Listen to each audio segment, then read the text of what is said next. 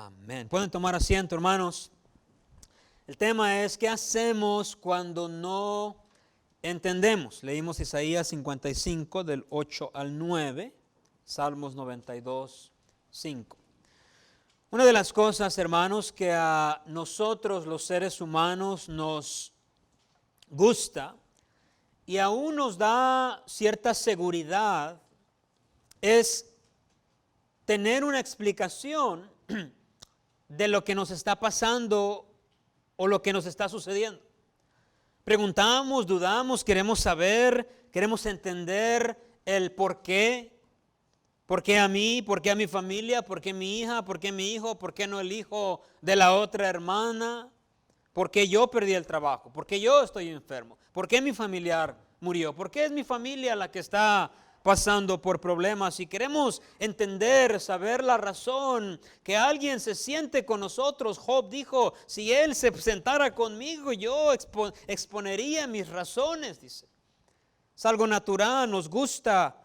No nos gusta lo desconocido, tememos muchas veces a lo que no entendemos porque no lo entendemos. Pero hermanos, si usted ha estado en las cosas de Dios por algunos años, se habrá dado cuenta que no nada más en ciertas ocasiones, sino que en muchas ocasiones en la vida de un creyente no vamos a entender el porqué de las cosas. Nadie nos va a dar razón. Dios, ustedes que ya tienen algunos años, Dios no nos va a dar una explicación. No nos va a decir por qué. No hay una detallada explicación de por qué sucedieron las cosas. Y muchas veces en nuestra vida así va a suceder. ¿Qué hacemos entonces, hermanos, cuando nos encontramos con situaciones que no entendemos? No que estamos cuestionando, no que estamos amargados con Dios, no, pero simplemente no entiendo. Creo, hermanos, que lo que hacemos es determinado por lo que sabemos. Mis reacciones a las cosas que me suceden que no entiendo son determinadas por mi conocimiento. La reacción que tomamos es determinada por el conocimiento que poseemos. Algo así debemos de entender de los versículos que leímos. El versículo Isaías 55, 8, Dios está hablando y dice: mis pensamientos no son como tus pensamientos. En otras palabras, yo no pienso como tú. Son muy elevados. Y mis caminos, dice Dios, son muy diferentes a tus caminos. En otras palabras, la perspectiva de vida que yo tengo es muy diferente a la perspectiva de vida que tú tienes. Mis pensamientos son, ya leímos Salmos, tan profundos, vastos, extensos, y muchas veces son misteriosos a nosotros. Ahora, batallé en qué historia escoger, solo les voy a mencionar varias porque la Biblia está repleta de personas que no entendían lo que estaba pasando, empezando con el primer hombre y primera mujer. Su hijo Caín mata a su hermano Abel. La primera pareja, un asesinato. ¿Por qué lo mató? Noé no entendía por qué construir un arca. Por 120 años trabajando, nadie se convirtió, ni una persona le hizo caso. 120 años construyendo un arca y nunca habían visto lluvia. Pero lo que hizo sin entender es construir el arca. ¿Se acuerdan de Abraham? Ya de 70 años. Deja todo. No es un jovencito, Muchas veces creen la gente que Abraham era uno de 20. No. Ya estaba en sus 70s. Deja todo. ¿A dónde? Pues ahí te voy a mostrar. Sí, pero ¿a dónde? Ahí te voy a decir. Más adelante Dios le dice, tu hijo único Isaac, a quien amas, quiero que lo sacrifiques en el monte. ¿Entendía Abraham lo que estaba pasando? No. Job, todo bien, un hombre íntegro, dice el testimonio que Dios dio de Job, dice recto, temeroso de Dios y apartado del mal. Job, ¿no has visto a mi siervo Job? No hay otro como él. De ninguno de nosotros se podría decir algo así. No hay otro como él en toda la tierra. Y de repente, para mí las pérdidas materiales son graves, obviamente, pero lo que a mí me toca de la historia de Job, mi corazón, es que perdió a sus hijos. La casa y los borregos, y ahí Job se recupera. Y se recuperó, tuvo lo doble después de todo. Y yo entiendo también de hijos, pero nunca se olvida de sus hijos. Ya eran grandes. ¿Entendía Job? No. José, joven, de repente sus hermanos lo venden. ¿A dónde? Pues a donde sea. Ahí pasaron unos ismaelitas y termina siendo un esclavo en Egipto, ¿se acuerdan? Amando a Dios, termina en la cárcel por esa mujer de Potifar. No sabemos cuántos años, algunos piensan que casi 2 décadas él estuvo en encierro. Y bueno, Ruth, Esther, Pablo. Muchas veces en la vida, hermanos, Dios no nos va a dar una explicación. Me imagino que todos aquí tenemos alguna situación que nos pasó o está pasando que no entiende. ¿Por qué? Y no estamos cuestionando a Dios, que Dios es bueno. No. Estamos como seres humanos, no entendemos. ¿Por qué pasó esto en mi familia? ¿Por qué en mi matrimonio? ¿Por qué cuando yo era niña o niño? ¿Por qué el abandono sucedió conmigo? ¿Por qué no vine a los caminos de Dios más? Me hubiera evitado tantos problemas. Y tenemos por qué. ¿Por qué? ¿Qué hacemos, hermanos, cuando no entendemos? Con las cargas pesadas, con las cicatrices del pasado, antes de Cristo o durante Cristo. ¿Qué hace uno con el dolor? Y cuando uno se corta, el otro día estaba cortando algo y me corté con un cuchillo, uno puede mirar la herida y sanarla, hacer algo. Pero hay heridas, son las que más duelen, ¿no? Que no se pueden mirar. Aquí. Mentales. Hay heridas que no las podemos mirar, pero las cargamos, no entendemos. ¿Qué hacemos cuando no entendemos?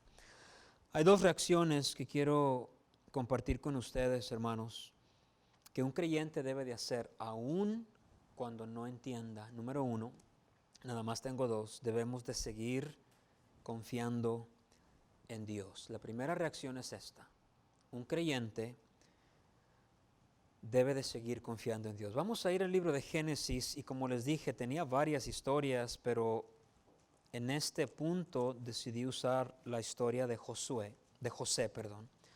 Génesis 39. El versículo 1 dice: llevado pues José a Egipto, Potifar, oficial del faraón, capitán de la guardia, varón egipcio, le compró de los ismaelitas que lo habían llevado allá, mas Jehová estaba con José. Y fue varón próspero, y estaba en la casa de su amo el egipcio, y vio su amo, era algo visible, que Jehová estaba con él, y que todo lo que él hacía, Jehová lo hacía prosperar en su mano. Entonces, fíjense, hermanos, ¿cómo es que Jehová está con José? Bueno, no sucedió de casualidad. José tenía que estar viviendo una vida entregada, confiada en Dios. Mis hermanos me vendieron, ahora me voy a amargar, y yo era un jovencito, mi madre murió y yo no estuve ahí, mi papá ya es viejo, me sacaron de mi tierra, aquí estoy esclavo, trabajando en la cárcel, injusticia tras injusticia. Y José tenía el derecho, entre comillas, de decir, ¿sabes qué? A mí no me importa Dios, yo no, si tú nunca has estado conmigo, mi familia sufriendo, y culpar a Dios. Pero vendido, y estamos hablando de alguien entre los 10, 15, 17, quizás 18 años. Este jovencito siguió viviendo una vida vendido ya, hermanos, ¿se imaginan? Confiando en Dios, a pesar de lo que le había sucedido. Y cuando ya su familia viene y ya su papá pasa a la eternidad, sus hermanos se acuerdan que les pide perdón, y José les dice, vosotros pensasteis mal contra mí, mas Dios lo encaminó a bien para hacer lo que vemos hoy, para mantener en vida a mucho pueblo. Génesis 50:20. Yo no entendía, dice José, ni ustedes, era Dios quien estaba guiando o dirigiendo mi vida.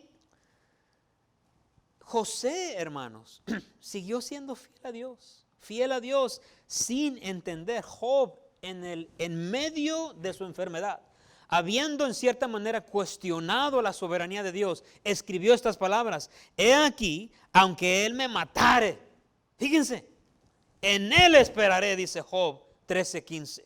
No lo entiendo, mi vida estaba bien. Y pueden leer el libro de Job, él dice, yo soy justo, no perfecto, pero él está siendo honesto, está sufriendo y dice, Señor, pero todo lo he hecho bien. Pero después en el 13 dice, pero aunque no entiendo lo que está pasando, voy a seguir confiando. Y siempre confió. Esther, ¿se acuerdan? Robada, huérfana, su tío Mardoqueo la cuidaba, y bueno, la sacan de su casa, la casa de las mujeres, termina siendo la reina. Después la quieren matar, y ella, hay mucha oración y ayuno. Pueden leer Esther capítulo 4 y dice, ve y reúne a todos los judíos que están en Susa, ayunad por mí, buscando a Dios sin entender. Lo que quiero decir, hermanos, es que lo que hacemos cuando no entendemos es que deberíamos de seguir confiando en Dios. Escuchen esto, hermanos. Si nuestra confianza para cuando las cosas no van bien, no era confianza. A eso se llama conveniencia. Mientras todo esté bien, Dios, voy a ir a la iglesia. Mientras todo me vaya bien y tenga trabajo, voy a estar ahí sonriendo. Mientras tú me bendigas, ahí voy a estar. Mientras mis niños estén bien, tú no te metas con mis niños y que no pase nada con mi familia, porque ese día, ahora no le decimos a Dios, pero mucha gente sucede algo en su vida, se desaniman, se alejan de Dios. Nunca le dijeron a Dios, Señor, si tú enfermas a mi hijo pero a consecuencia de eso, mucha gente deja de confiar en Dios, hermanos. Entonces no era confianza. Tenemos que confiar primeramente, hermanos, que Dios no comete errores. Dios no comete errores. He aquí, Él arrebatará. ¿Quién le hará restituir? ¿Quién le dirá qué haces? Job 9:12. ¿Puedes apagar el aire, Calvin, por favor? Veo a varios que están.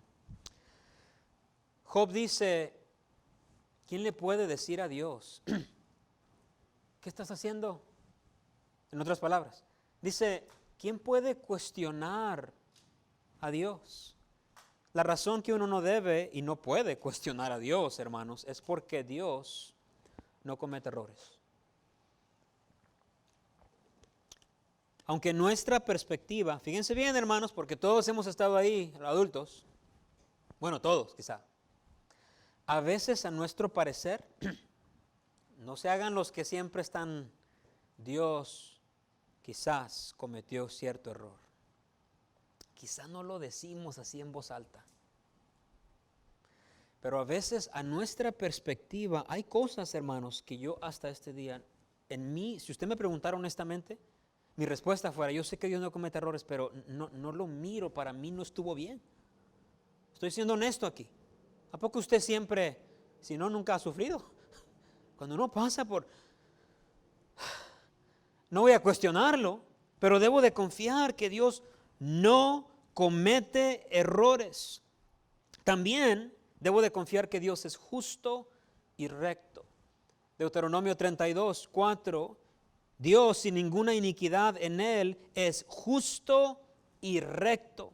Hermanos, Dios es siempre justo y siempre recto. Nunca le ha o me ha dado algo injustamente. Todo lo que usted pasó, todo lo que hemos pasado y todo lo que vamos a pasar, nunca Dios ha sido injusto con nosotros, porque lo que merecíamos era el infierno, mis queridos hermanos. No merecemos ni ser expuestos a la palabra de Dios, estar en una buena iglesia con hermanos, tener a nuestra familia, a nuestros hijos, respiran. No merecemos nada. Dios siempre nos da dentro de los límites de su rectitud y su justicia. Si nos ponemos a pensar, hermanos, no merecemos nada de parte de Dios. ¿Quién soy yo entonces? ¿O usted? ¿Por qué a mí? ¿Y ahora? ¿Y ahora? ¿Por qué a mi niño? ¿Y ahora? ¿Desde cuándo, dicen, las patos le tiran a la escopeta? Ahora Dios en su gracia, hermano, no nos da. Pero ¿desde cuándo, hermanos? Dios es justo y recto. Y debemos de confiar que Dios siempre tiene un plan. Dios siempre tiene un plan. En Génesis 50, 20, ya lo leí. Vosotros, le dice José a sus hermanos, pensasteis mal. Tu plan era destruirme porque tenía celos. Y me vendieron. Ese era tu plan. Dice, mas Dios lo encaminó a bien. Dios tenía otro plan. Hermanos, Dios siempre tiene un plan perfecto. Nosotros, José, quizás cuando es en la cárcel acusado, confiando en Dios todavía, pero sin entender, pero años después nosotros vemos en las páginas de la Biblia, llegó a ser el segundo de Faraón, y podemos nosotros decir, por eso. Pero cuando uno está en el vaso de agua, uno no ve el por eso. Uno no dice, gracias Señor, no. Uno se siente ahogando y dolor y emociones se combinan, duda, fe y tantas cosas que pasan por la mente de una persona. Pero Dios siempre tiene un plan. Esther, cuando la sacan huérfana, no sabemos si sus padres fueron asesinados o simplemente dejados en su tierra. Una huérfana, pobrecita, sin sus padres. Viene su tío. Después la sacan y un proceso ahí. Pero vemos en la palabra de Dios que llegó a ser la reina Esther.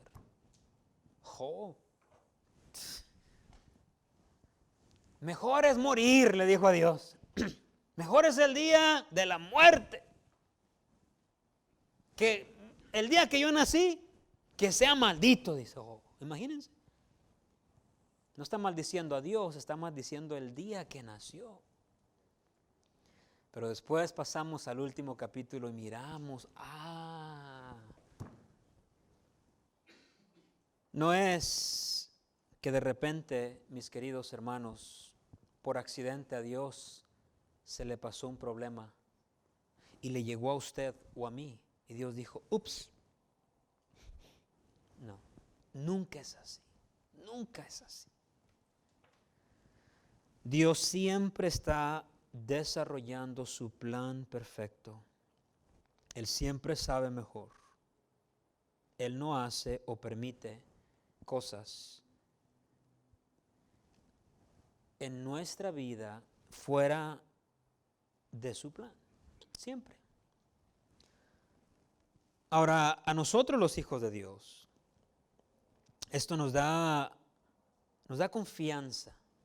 A mí me da confianza porque el que murió por mí, o sea, mi Salvador, Cristo Jesús, que me ama como nadie más nunca me ha amado y nunca me va a amar. Ese Dios permitió algo en mi vida y todo lo que pase yo no lo entiendo, algunas cosas me duele, pero esto me da mi seguridad que todo ha pasado por las manos de un Dios de amor. todo, todo. Confiamos entonces cuando las cosas van bien y cuando las cosas van mal. ¿Verdad que es fácil confiar y decir, no, para adelante, nada más para adelante, pura fe en Dios? Pues sí, porque pues todo está bien. Debemos confiar también cuando las cosas no van bien. Cuando estamos en la montaña y cuando estamos en el valle. Cuando hay espinas en el camino, cuando hay problemas en el camino, cuando hay situaciones negativas y cuando todo está bien. Primeramente debemos de seguir confiando en Dios. Número 2, y termino, debemos de seguir, voy a explicar ahorita la diferencia, sin entender a Dios. Fíjense bien, hermanos, el confiar en Dios es algo mental e interior. Yo decido en mi corazón, no importa que no lo entienda, voy a seguir confiando en ti. Pero otra cosa es poner pasos a mi fe, a mi confianza. Mi segundo punto tiene que ver con dar los pasos. El primero tiene que ver con, voy a confiar contigo, no lo entiendo, pero yo decido confiar en ti. El segundo paso tiene que ver con, voy a seguir haciendo las cosas que tú me has mandado hacer. Vean 2 de Corintios ahí, hermanos, por favor. 2 de Corintios, capítulo 14, por favor. 2 de Corintios 14. 2 de Corintios 14. No tiene 14. 11, perdón. 2 de Corintios 11. 24. Este es un resumen de los sufrimientos de Pablo. Dice Pablo, 2 de Corintios 11, 14, de los judíos, 5 veces he recibido 40 azotes menos 1, 39. 3 veces he sido azotado con varas, 1 vez apedreado, 3 veces he padecido naufragio, 1 noche y 1 día. He estado como náufrago en alta mar, en caminos muchas veces, en peligros de ríos, peligros de ladrones, peligros de los de mi nación, peligros de los gentiles, peligros de la ciudad, peligros en el desierto, peligros en el mar, peligros entre falsos hermanos, en trabajo y en fatiga, en muchos desvelos, en hambre y sed, en muchos ayunos, en frío y en desnudez, y además de todas estas cosas, lo que sobre mí se agolpa cada día, la preocupación por todas las iglesias. Una de las cosas que admiro de Pablo es que después de tanto sufrir, él seguía adelante. Lo apedreaban, se levantaba y seguía. Lo buscaban para matar, lo descolgaban de una canasta del muro. El Espíritu le decía, va a haber persecución allá, vamos. Y iba, haciendo la voluntad de Dios. Y antes de morir, a propósito, no murió una muerte natural. Le cortaron la cabeza. Sabiendo él que ya se iba, él dijo, yo ya estoy listo para ser sacrificado. Y tenía un orgullo, pero bueno, espiritual, santo. Dice, he peleado la buena batalla. O sea, no me rajé para que entiendan. Yo peleé toda la vida. Dice, he peleado la buena batalla y dice, he acabado la carrera. Pero esto es lo más importante. He guardado la fe.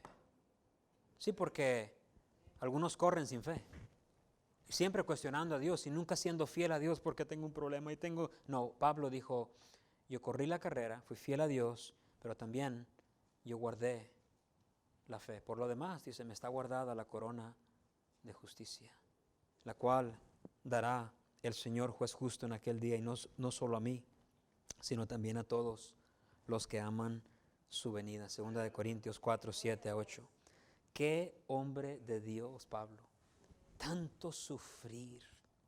Uno pensaría que un hombre así sería libre de sufrimiento. ¿Que no Dios está contigo? Una enfermedad en los ojos, nadie sabía, no se la podía quitar. Muere como mártir. Alguien como Pablo, hermanos. ¿Y qué de Juan el Bautista? ¿Se acuerdan cómo murió? Un funeral fúnebre. No, le cortaron la cabeza porque una muchacha danzó. ¿Y se acuerdan de los otros 11 apóstoles? Todos una muerte de mártir. Hoy se acuerdan de nuestro Salvador. ¿Cómo murió Jesús? Yo quiero morir en la noche dormido, que no sufra. ¿Cómo murió nuestro Salvador? En la cruz. En la cruz. Uno debe de seguir sin entender. O sea, seguir viviendo, seguir haciendo. Esto tiene 3 significados y termino. Primeramente, hermanos, el seguir sin entender quiere decir esto. No trate de entender cada situación. Imaginen a Pablo, cada apedreada, cada metida en la cárcel, cada crítica, cada con los de su nación, cada que lo descolgaban, ok, vamos a tener una junta y vamos a tratar de, Señor, ¿qué pasó? ¿Qué? ¿Y por qué eso? ¿Y por qué eso? No, pues hubiera pasado la vida peleando con Dios. Pero en lugar de tratar de entender a Dios, escuchen, él siguió a Dios. En lugar de tratar de entender a Dios y figurar, ¿por qué a mí? ¿Por qué a mi hijo? ¿Por qué a mi ministerio? ¿Por qué me apedrearon a mí? Pablo dijo, no voy a tratar de entender, voy a seguir a Dios. Eclesiastés 11:5, como tú no sabes cuál es el camino del viento y cómo crecen los huesos en el vientre de la mujer encinta embarazada, así dice, ignoras la obra de Dios, el cual hace todas las cosas. Bueno, nosotros muchas veces ignoramos el plan que Dios está tratando de desarrollar. Desde hace tiempo atrás, dejé de tratar de entender a Dios. Desde hace tiempo atrás.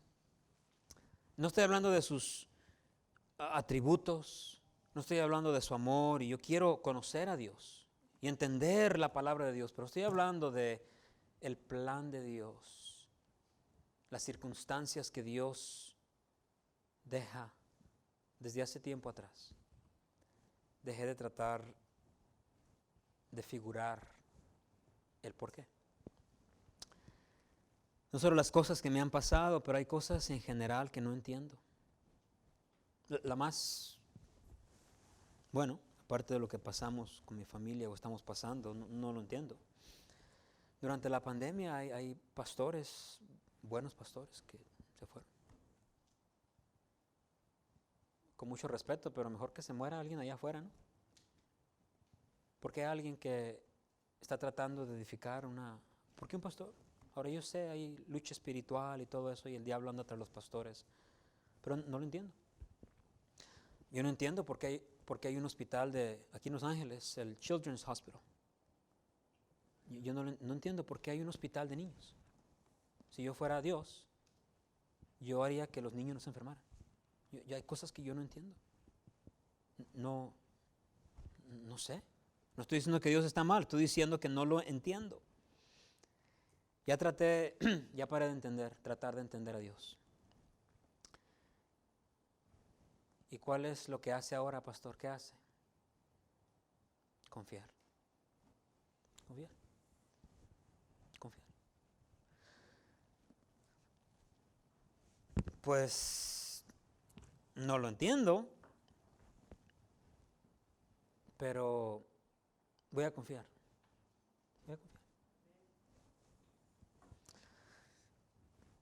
¿Por qué dirá quizás alguien aquí, ¿por qué me pasó eso yo de joven, de niña? ¿Por qué los abandonos y por qué los maltratos? Y yo quiero, Señor, enséñame, ayúdame no intente figurarlo. ¿Por qué mi familia? ¿Por qué mi esposa? ¿Por qué la muerte? ¿Por qué, Señor?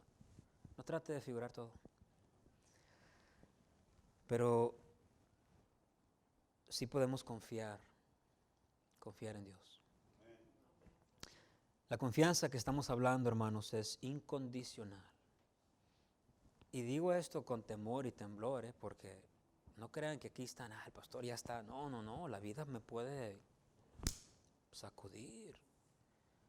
Hay enfermedades. Yo temo enfermarme, yo tengo niños pequeños. La vida, hermanos, yo nunca, aquí que se venga, yo al revés, que se vaya para allá. No me vayas a quitar el cerco, sígueme protegiendo.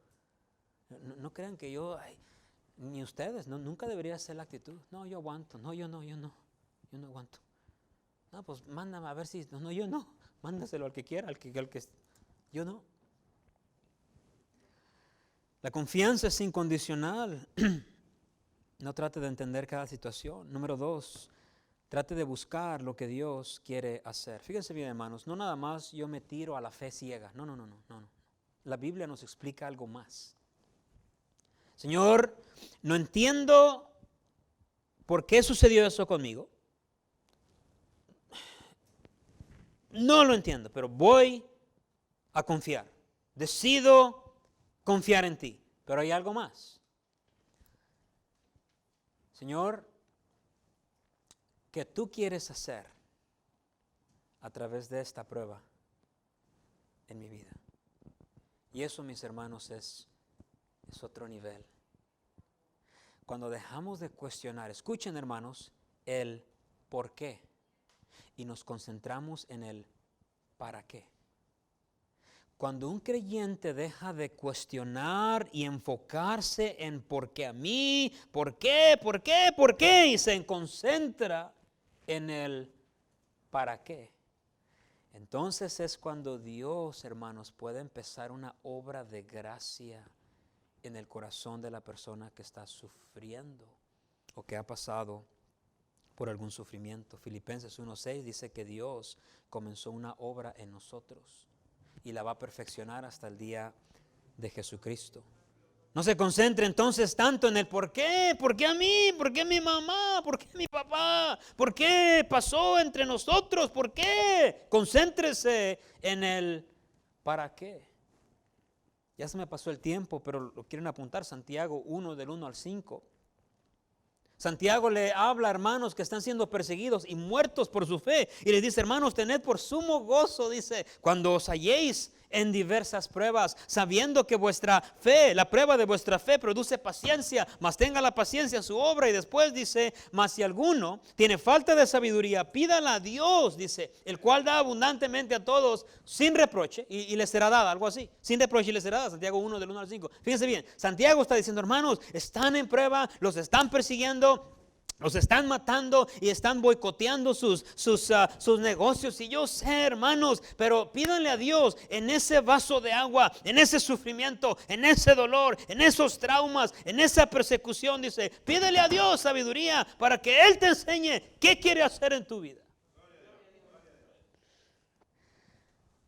Porque aunque la confianza, hermanos, debe de ser plena, a veces simplemente no miramos luego. Cuando uno está en pruebas, hermanos, uno no mira, uno se concentra en el porqué y en el que duele. Y uno está, somos humanos, no tiene nada de malo.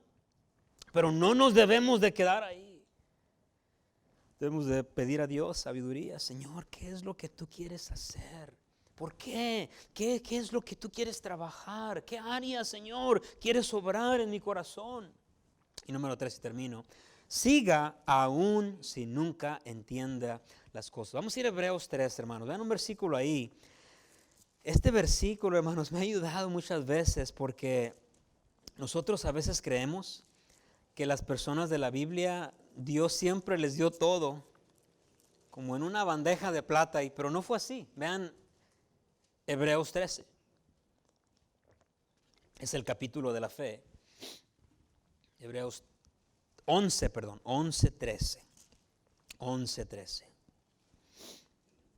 Ya dio una lista de hombres y mujeres y dice el 13, conforme a la fe, murieron todos estos, y fíjense ahí dice, sin haber recibido lo que, hermanos, lo prometido, sino mirando de lejos y creyéndolo, saludándolo y confesando que eran extranjeros y peregrinos sobre la tierra. Este grupo es otro nivel. Dios les prometió algo y te lo voy a dar. Yo te lo prometo, yo soy Dios. Y murieron sin recibir lo que Dios les había prometido. Dios les falló. No, es que la promesa iba más allá, hermanos. Las promesas de Dios no nada más son para esta tierra temporal. Nosotros tenemos una morada en los cielos, dice la palabra de Dios. Hermanos, si en esta vida solo esperamos, Pablo dice, lo material, Pablo se refiere a su cuerpo, dice, Después que partamos, dice, o sea, aquí nada más lo que miran es el cuerpo. Yo estoy adentro y un día voy a dejar el cuerpo y voy a estar ausente del cuerpo, dice él, presente con el Señor. Estos hombres en el libro de Hebreos, Dios mismo les prometió cosas que nunca recibieron en esta vida. En esta vida. Pero llegaron al cielo y ahí fueron recibidas. Gloria a Dios. O sea, hermanos, a veces quizás vamos a morir sin haber entendido por qué. Quizás. No, yo sé que un día Dios me va a explicar. Miren, les voy a dar otra, hermanos. Yo creo que en el cielo, yo sé, hay cantos que hacen que en el cielo todo va a ser claro. Dios nos va a explicar todo. Yo no creo eso. Yo no creo que Dios se va a sentar con cada uno y explicar, te pasó esto, por esto, por esto. Millones de personas a través de toda la historia humana. Y les voy a decir mi razón, porque en el cielo no se trata de usted y de mí. En el cielo se trata de Cristo Jesús, de exaltar a Dios. Por eso es que no creo que yo, las cosas que aún he pasado aquí, o usted y que nos han dolido y no hay explicación, no tenga la esperanza. Algún día Dios me va a explicar, quizás no, pero si aún nunca me explicas, voy a seguir confiando en ti. Si aún nunca entiendo, si nadie se sienta conmigo un ángel allá antes de entrar al cielo. Mira, toda fue tu vida y cuando tenías esta edad te pasó esto y por eso te abandonaron y por eso el divorcio y el cáncer y la enfermedad y la muerte de un ser querido y nadie se sienta con usted y nos explica cada cosa. Aún así, vamos a seguir confiando en Dios. Debería de ser algo entonces determinado en la vida del creyente, que si aún si no recibimos lo prometido en esta vida, Dios nos dará lo prometido en la siguiente vida, en la eternidad. ¿Qué hacemos? ¿Qué hacemos, hermanos, cuando no entendemos? ¿Qué hacemos? Número 1, debemos de seguir confiando en Dios. Y número 2, debemos de seguir sin entender a Dios. Quiero leerles el último versículo y ojalá lo vean un poquito diferente que cuando lo leímos hace un rato. Con razón, Isaías dice, porque mis pensamientos no son vuestros pensamientos, ni vuestros caminos, mis caminos, dijo Jehová. Como son más altos los cielos de la tierra, así son mis caminos más altos que vuestros caminos, y mis pensamientos más que vuestros pensamientos. Tus pensamientos, dijo el salmista, son tan profundos. Y a mí no me toca cuestionar o averiguar o saber cada detalle de la vida. Lo que tú tienes que hacer, dice Dios, es confía en mí plenamente. En esta vida, los sufrimientos, todo lo que venga, pon tu confianza en ti. Quiero terminar con una pregunta. Si no es su confianza Dios, ¿en qué confiamos? ¿Quién nos va a explicar? ¿Quién nos va a fortalecer? ¿Quién nos ha prometido algo aparte de esta vida? Si no es Dios, solamente Dios. ¿Qué hacemos cuando no entendemos? Vamos a orar, hermanos. Gracias, Señor, te damos.